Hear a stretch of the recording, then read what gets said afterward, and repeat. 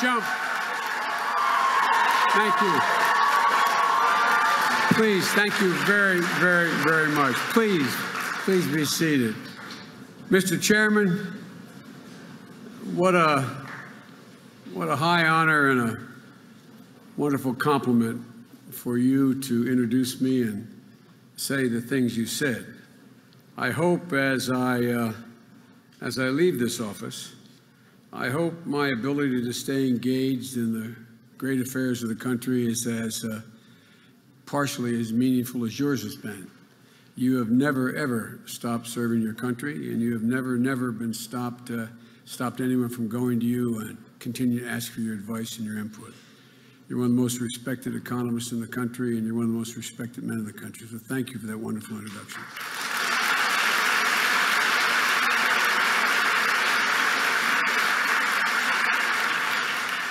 It's good to be back up on the Hill. It's good to be back in Gadsden Hall. My son Hunter, as a matter of fact, 5 Bidens have graduated from this great university. One of my 3 children, based on tuition, I think at least a sidewalk should be named after me or something. But one of my 2 sons, Hunter Biden, who's a brilliant young man, and 2 of my sister's children and 2 of my brother's children. And they all have, it's served them all incredibly well. I was thinking, President DeGioia, that as I walked out, the first time I walked on this stage was back when Father O'Donovan was president. And he asked me to deliver the most difficult speech I've ever delivered in my life. No speech, I mean this sincerely, that I work harder on. My son joined the Jesuit Volunteer Corps, and there was a retreat filled as this hall is today.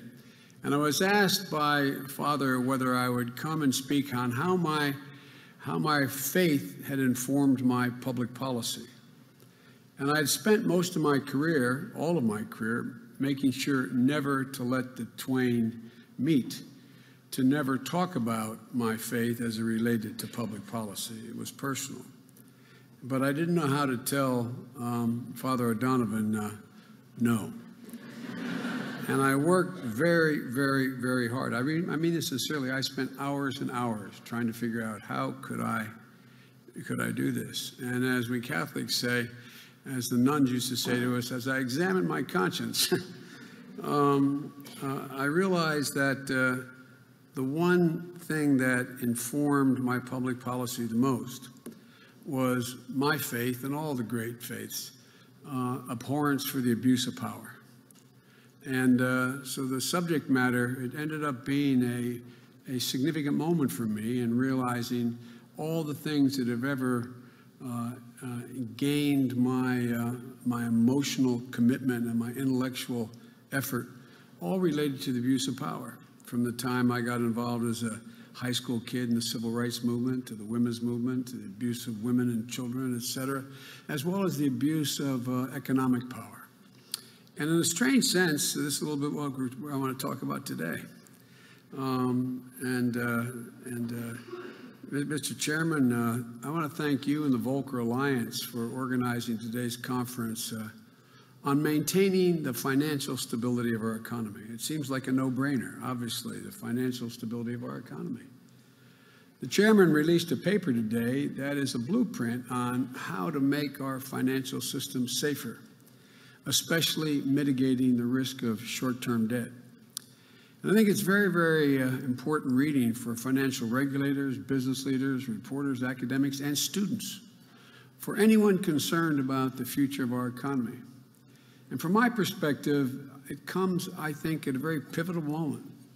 You know, we're in the midst of one of the longest economic recoveries in American history, as the chairman pointed out a moment ago. On almost every measure, Americans are better off today than they were 8 years ago, but there's still a lot of people being left behind. But it wasn't an accident. It happened because we made some very tough, very unpopular decisions that things turned out to be the right call on balance.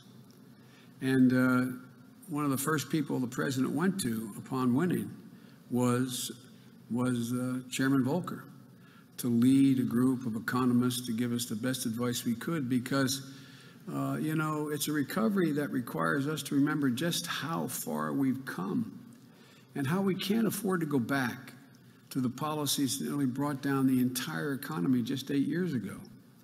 That's what I'd like to talk with you a few minutes about today. 8 years ago this month, President-elect Obama and I were forming an administration, and the financial system was crumbling, and the economy was on the brink of collapse. And we lived the pain, and we can't ever forget the turmoil. People were terrified of another Great Depression. Over 3 million foreclosures a year from 2009 to 2011. Bank runs, thought to be a thing of the past, were back. Remember that in 1930, fearful depositors, our grandparents, great-grandparents, withdrew their money from banks. But in this Great Recession, and I remember, and Paul may remember, I got criticized for engaging in hyperbole when I named it the Great Recession. There goes Biden again, another Biden gaffe. I wish it had been a gaffe. But it wasn't our grandparents. It was in fact large institutions, not ordinary households, were taking their funds back. Credit markets dried up, making it almost impossible for small businesses to keep their doors open and meet a payroll.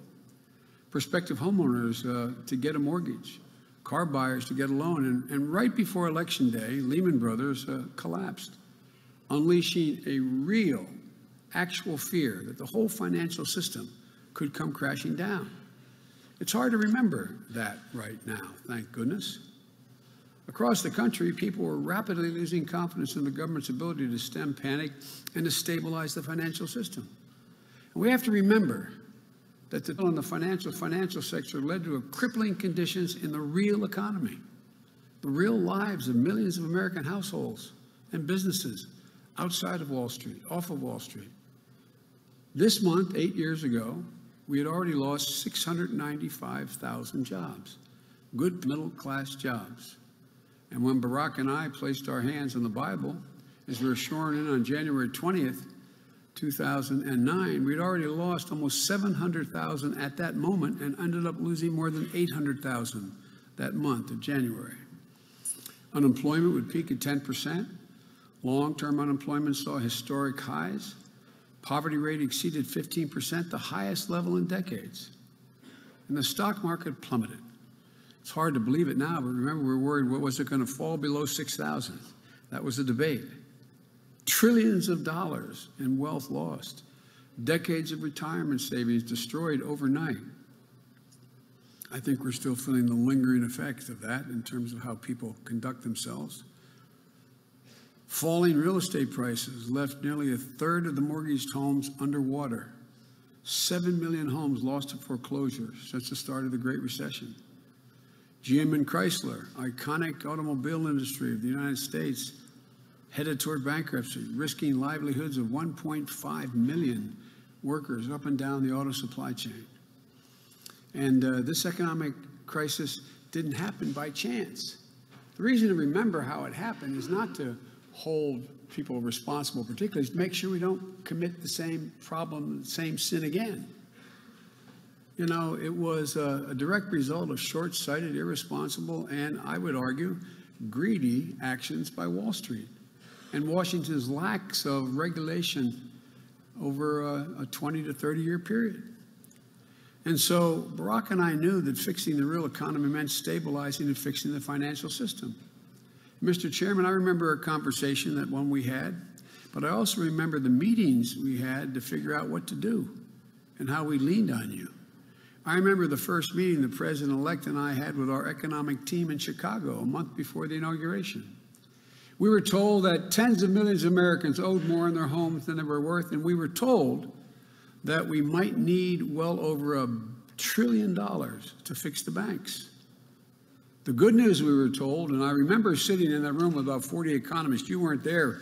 You were back in New York, I believe. I'm not sure where you were, but the economic team we had put together, advisory team, We were told, that started off, and the good news in the opening comment was, Mr. President, we have good news. We're not going to recommend that you call a bank holiday. It's like, whoa, what do you mean? That's the good news. But I'm serious, not a joke. And it was said in deadly earnest, because there were considerations of whether or not they were going to recommend that we call a bank holiday. I'll never forget, that's what President Roosevelt was told during the Great Depression. We knew our regulatory system was outdated, designed decades ago, and was ill-equipped to monitor the modern-day economy. And we had seen this play out before in major economic crises driven by insufficient regulation.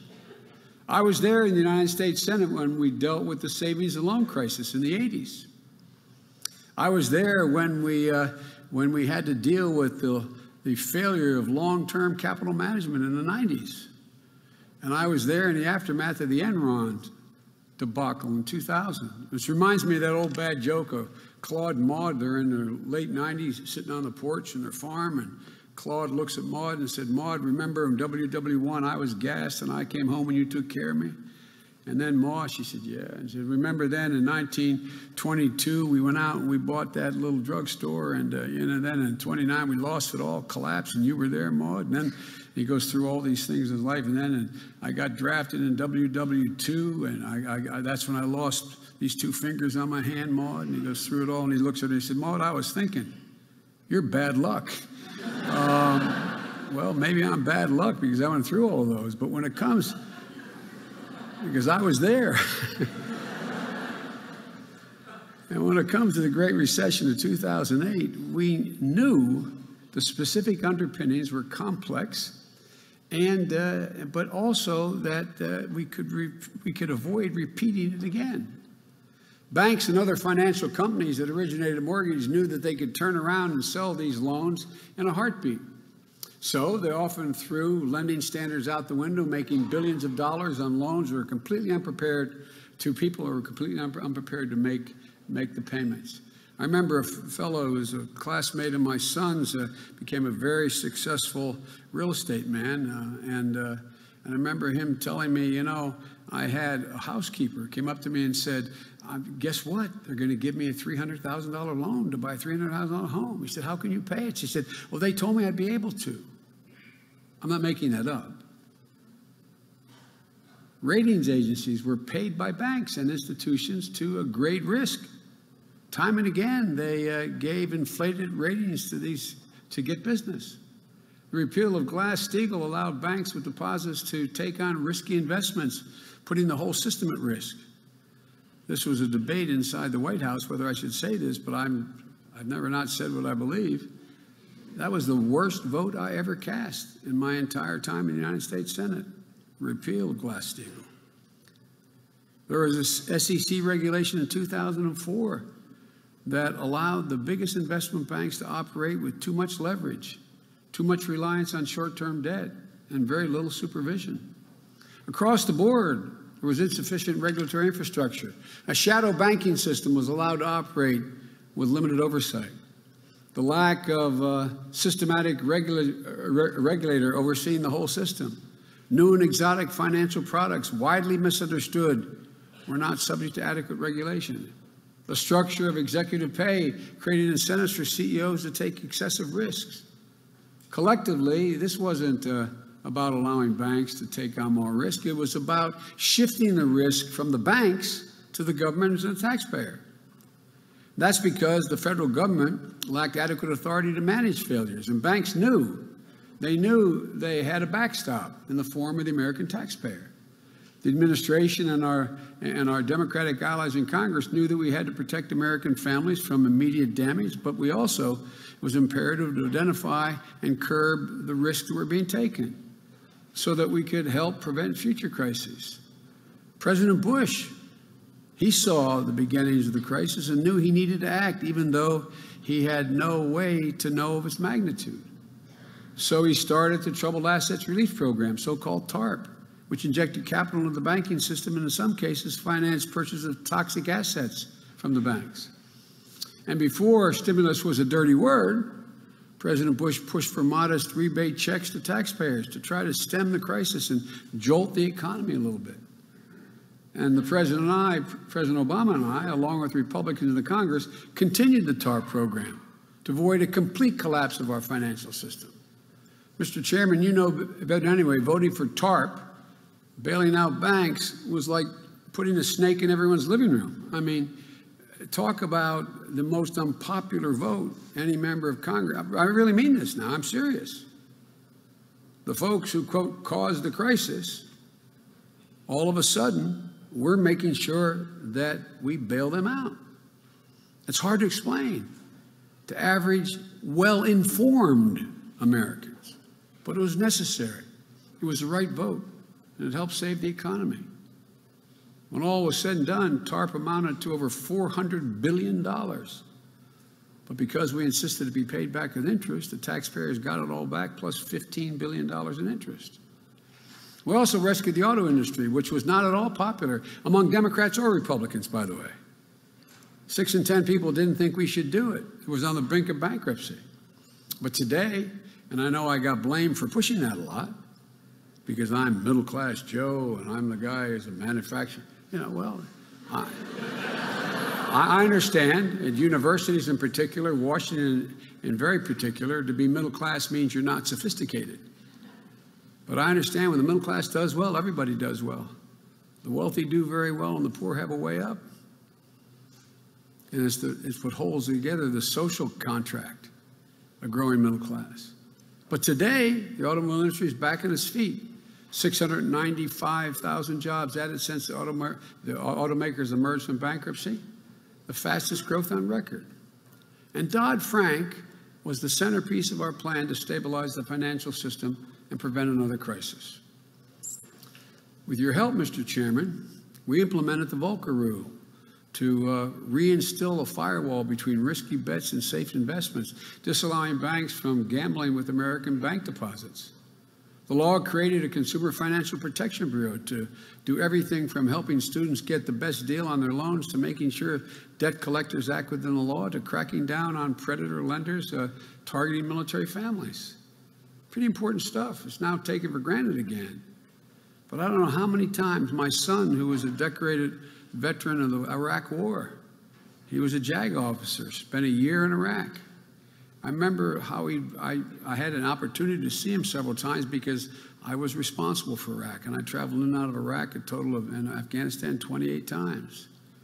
And the year he was there, I'd see him. He said, "Dad, what I most get is soldiers, panic calls coming to see me. They're foreclosing on my house at home.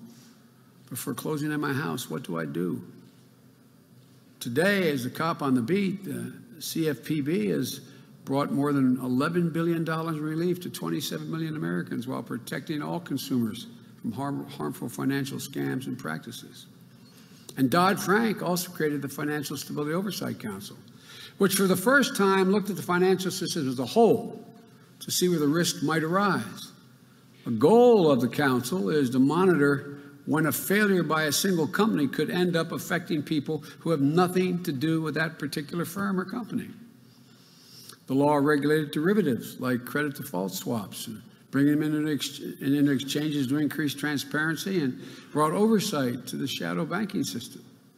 It empowered the Fed, the Federal Deposit Insurance Corporation, known as the FDIC, to do what it does best, empowering it to deal with bankrupt banks and permanently increase the amount of insured deposits from $100,000 to $250,000. Giving people the peace of mind that their deposits are safe and preventing bank runs in the future. Required better capitalized banks, making them hold more capital to buffer against downturns and subjecting them to stress tests. Enforced conflicts of interest prohibitions with rating agencies to restore confidence that their evaluations are fair and unbiased. It put in place new regulations to change the culture of executive compensation, like say on pay, which allows shareholders to say whether executive pay raises are appropriate.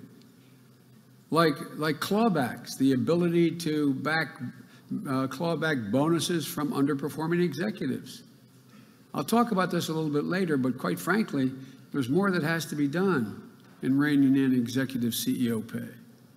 And this was all part of a nationwide effort to rid our financial system of the reckless behavior and fraud that nearly brought down the entire economy, not here but worldwide.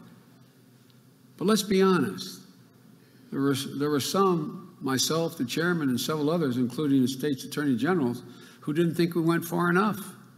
I remember my son calling me, he's the Attorney General of the state of Delaware, Mr. Chairman, and saying, Dad, I can't tell you what I'm about to do because it would be a conflict of interest, but Dad, I just want to warn you, the administration is not going to like it. I'm not going to settle with these banks. Kamala Harris of California, now Senator-elect, Catherine Cortez Masto of Nevada, Senator-elect Roy Cooper of North Carolina, all elected, now elected. And I'm proud to say the Attorney General of the state of Delaware, Beau Biden, went after the banks for their role in the crisis, bringing in over $100 million back to Delaware and several billion to all three of those states. But none of this happened overnight. But the financial sector stabilized much more quickly than our critics thought it would, allowing American commerce to get back on its feet. Let's remember what our Republican friends said at the time and continue to say about Dodd-Frank. Mitch McConnell, who's a friend, and he truly is a friend, John Boehner, who's a friend, Paul Ryan, who's a friend, the entire Republican caucus. Hell, I remember when the Republicans and the conservative media thought I was exaggerating, as I said when I called it the Great Recession. And the same people said Dodd-Frank would restrict credit markets. But today, credit markets are functioning again. Americans can get home, auto, student, and small business loans at reasonable rates. Congressman Hensarling, chairman of the House Financial Services, said Dodd-Frank would crush small business lending. Today, small business lending is back to pre-recession levels, and small business startups saw the largest year-over-year increase in the last 2 decades. So much for the disaster. He and so many other Republicans said it would crush community banks. Today, community banks are back lending at pre-recession levels and expanding significantly. And he and so many other Republicans said Dodd-Frank would make the banking sector riskier. But banks are better capitalized today with an additional $700 billion in capital to protect against downturns. The number of bank failures decreased from 140 in a year, the president and I took office, to 8 last year. And the cost of failures of the federal insurance fell $38 billion to under $1 billion this period, a decline of 98%. And so much for the Republican Party orthodoxy that says Dodd-Frank would be a disaster for the real economy, as my friend John Boehner said. Here are the facts.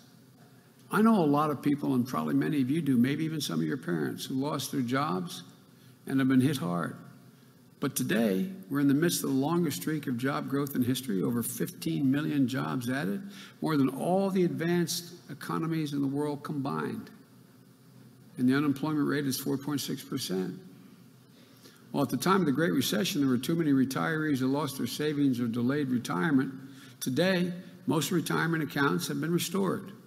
Americans added $34 trillion in wealth over the course of this administration. While we know not everyone got back their homes, not everyone which meant everything to them, housing prices are up by about 1/3, and 8 million homeowners are above, not underwater. But what we forget is those folks who lost their home, never having missed a mortgage payment, the lawn on either side of them having turned brown because of some cockamamie loan, them ended up underwater, they lost their homes, never able to get back into a home, they're not benefiting from that additional $34 billion that's back. Or if they weren't in the market when it was down around 650, now that it's 19,000, they're not benefiting. There's a lot of people we should be paying attention to that, quite frankly, neither party paid enough attention to. And I know every time I talk about it, it's middle-class Joe again. But the truth of the matter is, a lot of people got hurt, and many are still not back. While so many workers deserve more pay for the work they do, household income is still up by 5.2% last year, $2,800 for the typical family.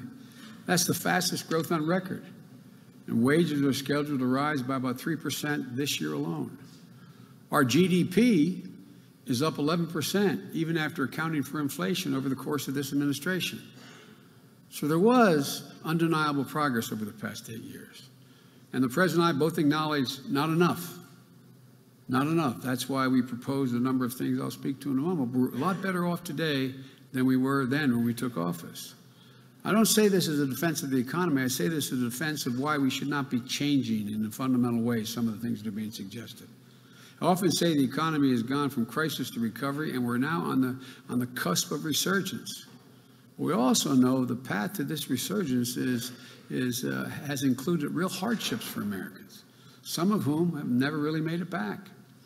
They still feel left out, and they have every reason to ask why. The first truth is the American economy cannot prosper in the midst of a financial crisis, period. Our capitalist system is the greatest allocator of capital in the history of the world. But when put toward protective uses, it helps create jobs and helps build a middle class.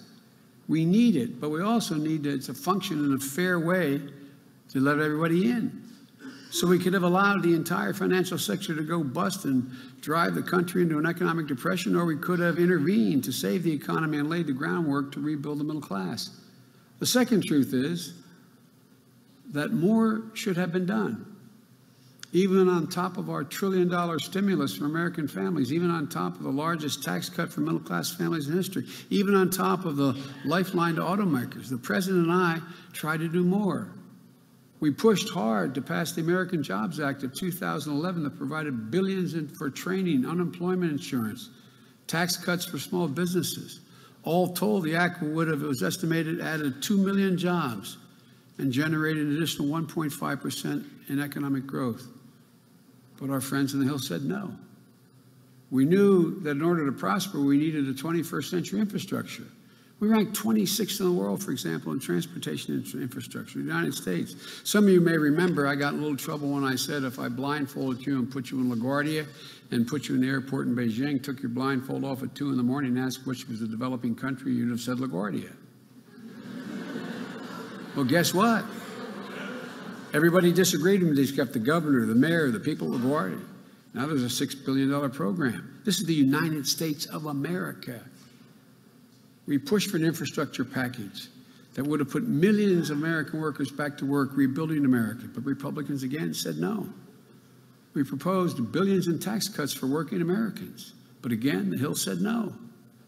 We want to make 2 years community college free, pay for it by closing the loopholes like stepped-up basis. Republicans said no. Does anybody believe in the 21st century 12 years is enough? Does anybody really believe that to be true? That 12 years of free education is enough to compete in the 21st century? Already, that study I did for the president, 6 in 10 jobs right now require more than a college degree. Than a high school degree. We know so many other qualified women are staying out of the workforce. Why? The cost of child care. You live in Washington, you have 2 kids, it's $22,000 a year. We want to triple the maximum child care tax credit. That, along with other policies, could add 500,000 women into the workplace, increasing productivity and growth. Our friends said no. You know, when Reagan was president, we had about $800 billion in tax loopholes. Now we have $1.3 trillion per year. All the economists here at Georgetown, tell me you can justify more than 600 to 800 billion of that as generating either a social good or increased productivity. We want to reform the corporate tax code by incentivizing companies to bring their profits home and their operations back home. Our friends said no. In the end, we just didn't have the Republican votes in the Congress. So let me just say to you all that this is not your father's Republican Party.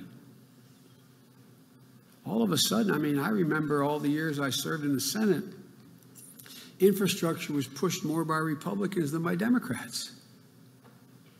Literally, not figuratively.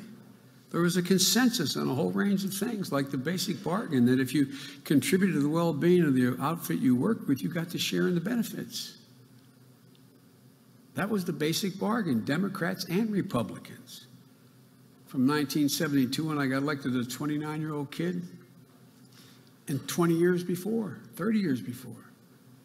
Which leads to the fundamental question. Where do we go from here? While the people have spoken, we can't be lulled in a sense of collective amnesia. And look, I happen to support the Electoral College, and again, I come from the state of Delaware. But 2.5 million more people spoke for the other team than the team that got elected. We can't forget, though, what caused this god-awful recession of 8 years ago. It was the same policies that are being proposed now. Halve the rate on dividends, cut the top income tax rate, dramatically reduce estate tax, deregulation orthodoxy. The president and I wanted to clear the rubble. Beyond that, we wanted to build a new stadium. We wanted to actually have lights in the stadium. But for God's sake, if we can't do that, let's at least make sure that the umpire is on the field calling balls and strikes and wearing a striped shirt. That's why we can't allow the repeal of Dodd-Frank. We can't go back to the days when the banks hired bank regulators. We can't go back to the days when the banks were free to take risks with your depositors' money. We can't go back to the days when financial companies take massive risks with the knowledge that taxpayer bailout is around the corner when they fail. We can't afford that. The country can't afford it. The middle class can't afford it.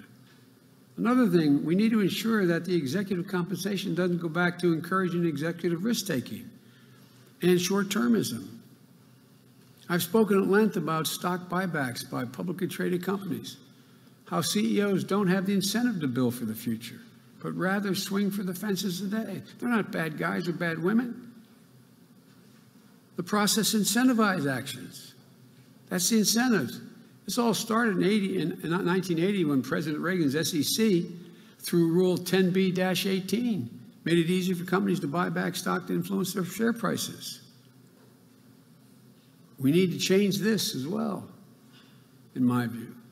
We need to complete the remaining SEC rules created by Dodd-Frank, like limits on incentive-based compensation at financial companies.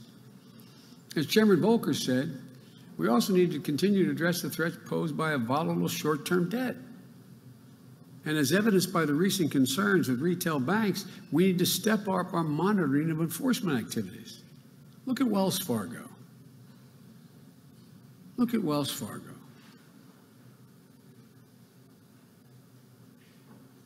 The Justice Department, I can't speak to it because I don't talk to them. The president, I can't talk to them. We're reviewing whether or not there's criminal sanctions here. But think of what other ordinary people go to jail for. But let's be clear. This should never be allowed to happen again. Millions of families pay the price for reckless and irresponsible policies. And our regulators need to have the resources to catch this activity before it gets out of control. It's pretty basic. You don't, like me, you don't have to be an economist to understand this. You don't have to be an economist. It helps. That's why I have some brilliant economists working for me. But you don't have to be an economist to understand this. Look at what caused the problem in the first place. Look at what we did to correct the problem. And ask now if it's worthy to change back to the problems that caused this in the first place. As my little grandson would say, it's not rocket science. Ladies and gentlemen, let me close with this.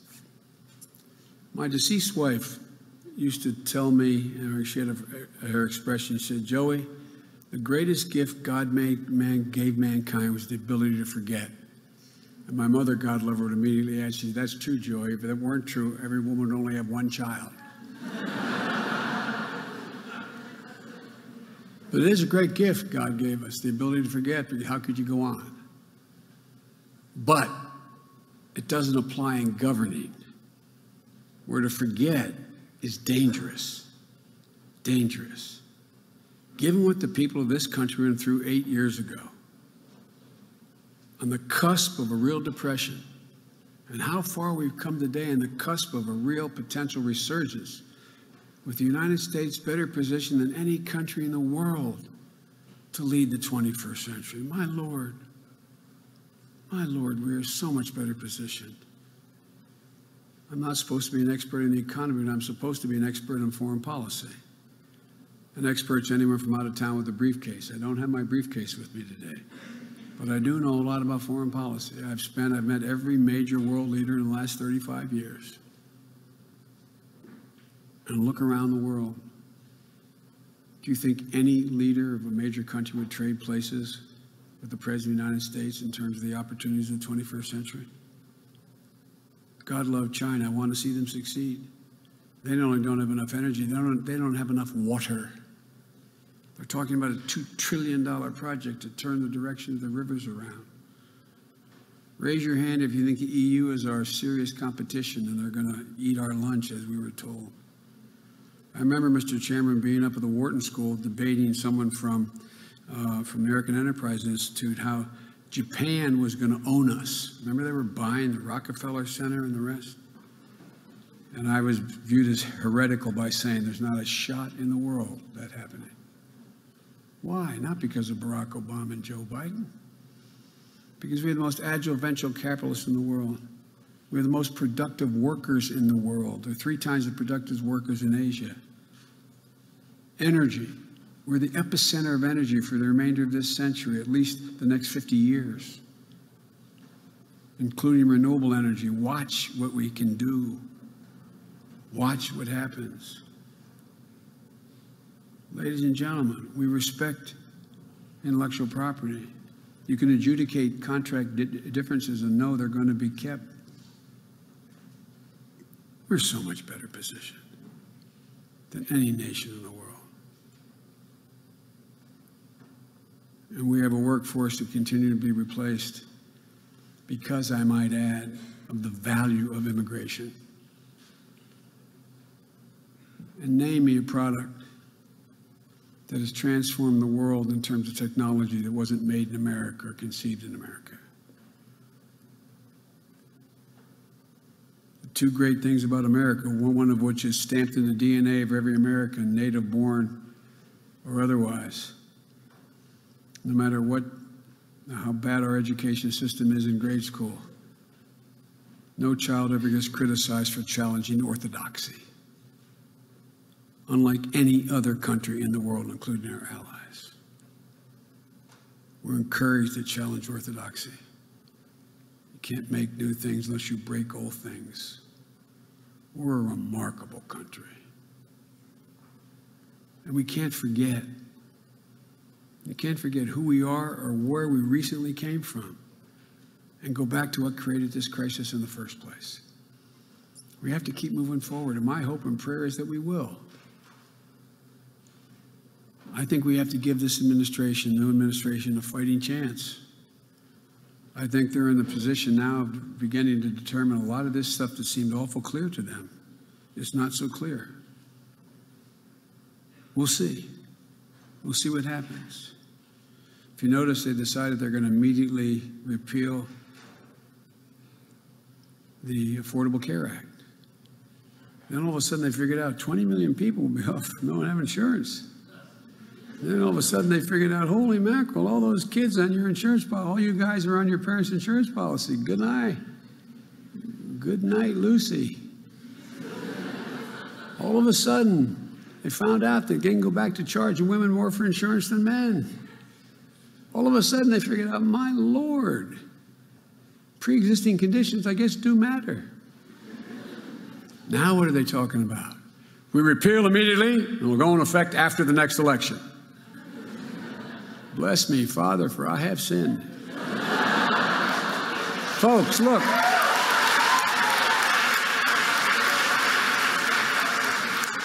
Because there's so many young people in this audience, I want you to know 2 things. America has developed some incredible women and men who never, ever stop fighting for what they think is right for the country, like Paul Volcker. You've been a treasure, Mr. Chairman. I really mean it. No, you have been. There are voices that should be listened to based on their batting average. Take a look at what they said and what happened. Judge objectively whether or not it's worth listening to them. measured against how fundamental things have changed and whether it's still relevant, whether it's still timely. But folks, this is no time to turn back. I got elected when I was a 29-year-old kid to the United States Senate. I was listed as the young idealist. I've been doing nothing but getting up every morning, as my dad would say. It's a lucky person who puts 2 feet in the floor in the morning when they get up, knows what they're about to do, and thinks it still matters. I think it still matters a lot, a whole lot. And folks, just take a look. Take a look at where we are positioned to everyone else in the world. I was listed as the young optimist when I got elected. I'll conclude by saying I can say without fear of contradiction to anybody who knows me, I am truly more optimistic about America's chances today than any time I have been since I've served, and I've served for 44 years as either United States Senator or as Vice President. We just got to get some people out of the way. Thank you all very, very much. Thank you. Thank you.